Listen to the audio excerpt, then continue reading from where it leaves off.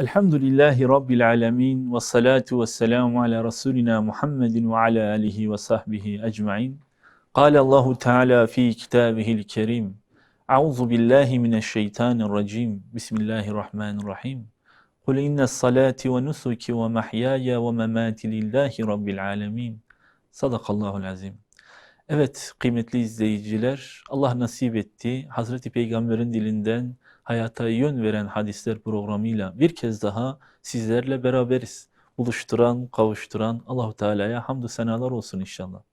Biz bu programda Allah Resulü Aleyhisselatü Vesselam'ın bazen geçmiş ümmetlerden verdiği örnekleri, bazen de ukbaya, ahirete dair verdiği örneklerden misaller getirerek, o örnekleri getirdiğimiz hadisleri alarak kendi hayatımıza yön vermeye çalışıyoruz. Çünkü Allah Resulü Aleyhisselatü Vesselam bir ustanın vereceği, çırağına vereceği bilgiden daha ziyade bizim hem dünya hayatımızın hem de ahiret hayatımızı düzgün bir şekilde Allah'ın rızasını kazanacağımız bir neticeye ulaşmamız için bize nasihatlerde bulunuyor. İşte ancak bazı bilgiler vardır ki o gün Allah Resulü Aleyhisselatü Vesselam'ın sahabeye söylediğinde sadece peygamberlerin bileceği bilgiler. Hatta bazı verdiği bilgiler şu anda dahi sadece peygamberlerin verebileceği, ancak Allah'ın onlara haber vermesiyle verebileceği bilgilerdir. İşte o bilgiler bizim hayatımıza yön vermelidir. Biz sahabeyi aslında ele aldığımızda, sahabeyi sahabe yapan özellik ve meziyetlere baktığımızda, Allah Resulü Aleyhisselatü Vesselam'ın onlara söylediği her cümle esaslı olarak hayatının bütün alanlarına inşa etmişlerdir o cümlelerle. Hayatlarını ona göre tanzim etmişlerdir. Mesela Allah Resulü ne zaman ki içki artık yasaktır dedi, içki içen adam o sesi duyduktan sonra yudum boğazından inmediği an hemen onu kusup onu dışarı çıkarmıştır. Örtü, kadın için örtünmenin artık farz olduğunu duyan kadınlar mescidi terk ederken dahi, mescidin içindeyken örtüsüz halde mescitte olduğu sırada bile hemen ona riayet etmişler. İşte sahabe duyduklarını anında hayatına geçiren bir topluluktur. İşte onun için Allah onlara ben onlardan razı olduğum kelimesini kullanmıştır. Allah adildir. Herkes için aynı mesafededir. Allah kullarını başka başka meziyetlerle, başka başka şeylerle yaratmamış. Kim takva neticesinde Allah'a en güzel bir şekilde ortaya koymuşsa takvasını, Allah indinde en iyi kimseler içindedir. Onun için sahabenin Hazreti Peygamber Aleyhisselatü Vesselam'ın yanında olmaları, takvalarını zirveye ulaştırdıkları için Allah indinde onların imanı kamildir. İşte biz de ne zaman ki Hazreti Peygamber'i sahabe gibi dinlemeye başlarsak, onların Hazreti Peygamber'in emirlerini nasıl içselleştirmişlerse, hayatlarına uygulayıp ve böyle hayatlarını ona göre tanzim etmişlerse, işte biz de aynen sahabenin Allah'ın onlardan razı olduğu gibi Rabbimizin de bizden razı olacağı bir hayat ortaya koyarız. Onun için Hazreti Peygamber'in nasihatleri, Hazreti Peygamber'in sözleri, emirleri ve yasakları bizim için önemlidir. Biz merkezinden uzaklaştık. Hani bazen yer altından çıkan berrak kaynaklar vardır. Tadı kaynağından çıktığı zamanki tadı başkadır. Ondan kaynaktan çıkıp akıp uzaklaştıktan sonraki tadı başkadır. İşte Hazreti Peygamber'in kaynağından içtiğimiz zaman o kaynağın tadı çok sonraki zamanlardan bize gelen tatla bir değildir. Dünya hayatı da böyledir. Biz peygamberden uzaklaştık. Biz peygamberlerden sadece zamansal olarak uzaklaşmıyoruz. Biz manevi olarak da uzaklaşıyoruz. Uzaklaşmayanlara müjdeler olsun. Çünkü bizler ne zaman ki peygamberden manevi olarak uzaklaşmazsak, o zaman Allah'ın rahmetini de aslında hangi zamanda olursak olalım celbederiz. Ama içinde bulunduğumuz zaman ve mekan ahir zamandır. Yani bizler son peygamberin ümmetiyiz. Artık kıyametin gölgesinin üzerimizde hissetmemiz gereken bir zamandayız. Ve belki de bütün ulemanın ortak bir kanaatiyle ahir zamanda olduğumuz mutlak derecesinde yakındır. İşte Allah Resulü bizden örnek vererek sahabeyi uyarıyor. Ne demek hocam? Evet, Allah Resulü bizim mekanı sahabeye resmediyor. Diyor bakın dikkat edin. Sakın ha şu mekanda, şu zamandaki insanlar gibi olmayın diyor. İşte bugün Allah nasip ederse Abdullah İbni Ömer'den, Allah kendisinden razı olsun, sahabeye Hazreti Peygamber'in verdiği 5 nasihatin hadisini rivayet edeceğiz. Allah Resulü Aleyhisselatü Vesselam, Abdullah İbni Ömer şöyle diyor. Diyor ki Allah Resulü Aleyhisselatü Vesselam bize sahabeye dönerek, yani Allah Resulü'nün yanındaki sahabeye ve muhacir topluluğuna dönerek şöyle dedi. Ey muhacir cemaati! 5 şey vardır ki onlarla müptela olduğunuzda ben sizin o şeylere erişmenizden Allah'a sığınıyorum. 5 şey vardır ki sakın ha onlarla müptela olmayın. Sakın ha o 5 şeyin yaşandığı ortamlarda olmayın. Sakın ha o 5 şeyin yapılan 5 şeyi yapanlardan sakın ha olmayın ey muhacir topluluğu. Onlar sahabe, Allah Resulü'nün ashabıydı. Onlar Allah'ın has kullarıydı. Ancak bunun için bile Allah Resulü Aleyhisselatü Vesselam onlar hakkında endişeleniyor, tedirgin oluyor. Ve aslında onlara söylediği cümleleri bize ulaşacağını bilerek bizim de tedbir almamız gerektiği şeylerdir. O 5 şeyden biri ve ahir zaman belki alameti olan şeylerden biri şudur. Bir milletin içine zina, fuhuş ortaya çıkıp en nihayetinde o millet o suçu işlemeye başladığı zaman mutlak içinde o zina ve fuhuştan ötürü o insanlara hastalıklar ve musibetler, görülmemiş hastalıklar başlarına gelecektir. Ne demek? Bir şahıstan bahsetmiyor Allah Resulü. Zaten zinanın şahsiliği ortadadır ve zinanın her türlüsünden uzak kalınması gerektiğini Hazreti Peygamber söylemiştir. Ama burada bir milletten, bir topluluktan bahsediyor. Yani öyle bir şey düşünün ki bu toplum içinde, bu bir ülke içinde, bir toplum içinde zina meşru hale gelecek. Öyle ki bazen bu yapılan zina alelade aleni bir şekilde yapılacak. Ve belki bunu uyaran insanlar tahkir edilecek. Edepli olun, saygılı olun. Siz bu işi burada yapıyorsunuz. Allah'tan korkun. Onlara dendiği halde azarlanacaklar. Duyuyoruz böyle haberleri. Adam uyarmış. Ne yapıyorsunuz siz? Bu sizin özelinizdir. Herkesin kendine özel bir şeyi vardır. Herkes içinde bir insan defi hacet yaparsa bu hoş bir şey midir?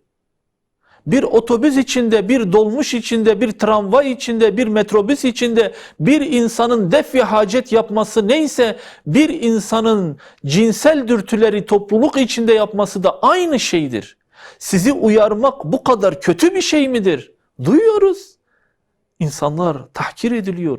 Ancak hadis o tahkiri anlatmıyor. Topluluk içinde yapılmaya başladığı an çaresiz hastalıklar ortaya çıkacak.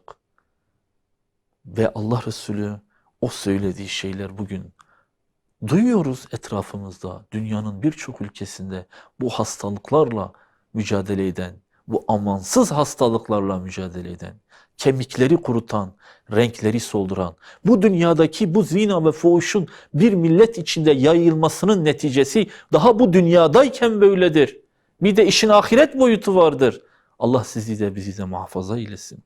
Sakın sizi böyle bir topluluk içinde bulmayayım, görmeyeyim diye sahabeyi uyarıyor. İkincisi, o 5 şeyden ikinci olan nasihatini yapıyor Allah Resulü. Ölçü ve tartıyı eksik yapan bir millet mutlaka kıtlık, geçim sıkıntısı ve başlarındaki hükümdarların zulmü ile cezalandırılacak. Ya işte bu. Yani ölçü ve tartıyı bireysel olarak yapanlar değil. Dikkat edin. Allah Resulü haber veriyor. İşte bu zamandan ve bu mekandan haber veriyor. Ölçü ve tartıyı eskiden bireysel olarak bu hadler aşılırdı. Allah'ın sınırları bireysel olarak zorlanırdı. Ama bu sefer böyle değil. Bir millet, bir topluluk böyle alelade geleneksel hale getirmiş. Çalmak, ölçüyü eksiltmek, tartıyı eksiltmek, ölçüyü kısaltmak bir toplumun meziyeti haline geldi. İşte böyle olduğu için Allah o topluluğa kıtlık, Allah o topluluğa geçim sıkıntısı ve Allah o topluluğa hükümdarlar, kötü hükümdarlar verir ki onları öyle bu dünyada cezalandırır. Daha ahireti de saymadık. Ahiret Kur'an-ı Kerim'in ayetlerinde ve farklı rivayetlerde farklı bir şekilde, çok güzel bir şekilde ele alınıyor.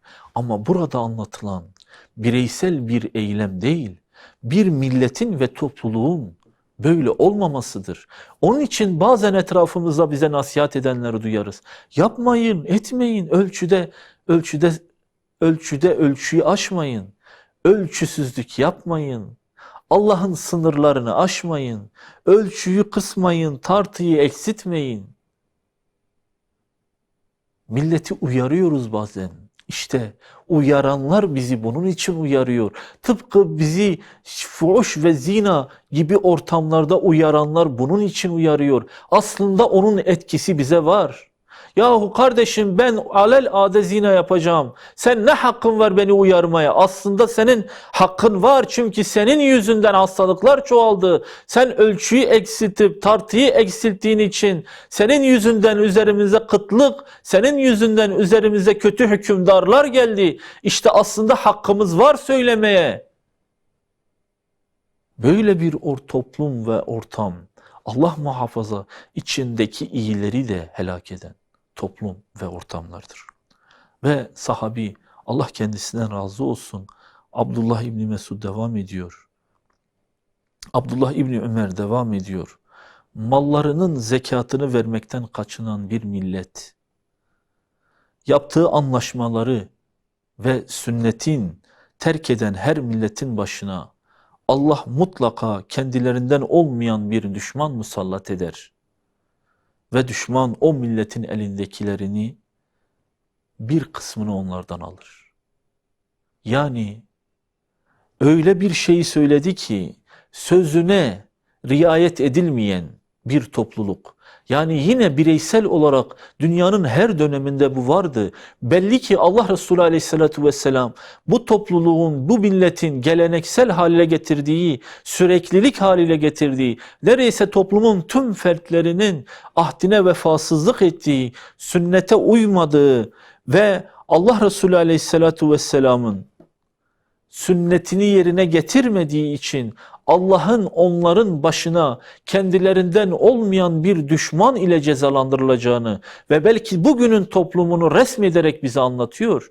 Bazen bakıyoruz biri milletvekili olmuş, bu toplumun öz değerlerinden olmayan biri milletvekili olmuş, bu toplumun öz değerlerinden olmayan biri lider olmuş, hükümdar olmuş, bu toplumun öz değerlerinden veya sizin ailenizin veya ülkenizin, şehrinizin öz değerleriyle modamot zıt olan, alakasız olan biri başımıza amir olmuş, başımıza yönetici olmuş. O zaman kendi nefsimize, kendi toplumumuza dönüp şöyle bakmamız lazım. Her birey kendi içinde bunu değerlendirmesi lazım.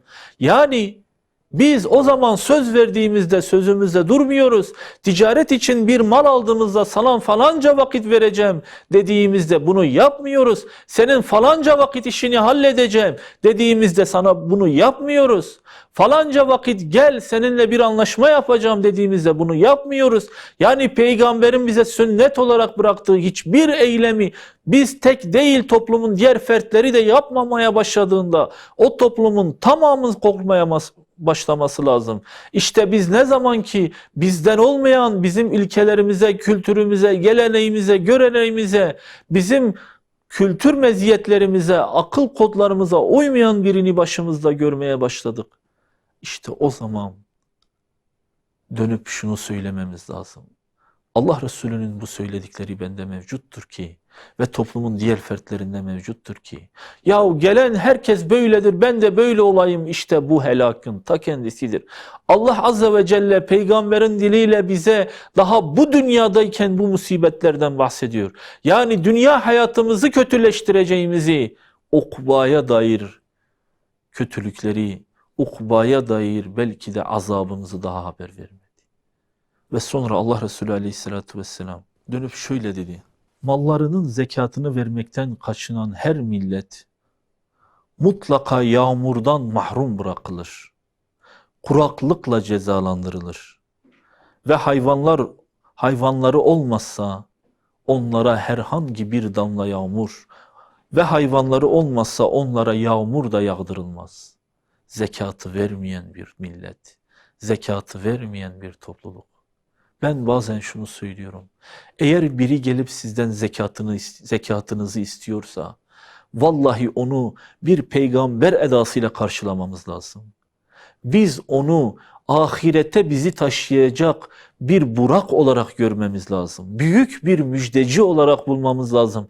Bizim zekatımızı bizden istemeye gelen biri, gel kardeşim senin zekatın varsa falanca yerde bir yoksul var, falanca yerde bir yetim var, falanca yerde bir mağdur var, falanca yerde bir ilim talebesi var, filanca yerde senin hayır hasenat işi var. Gel kardeşim şöyle bir İslami çalışma var.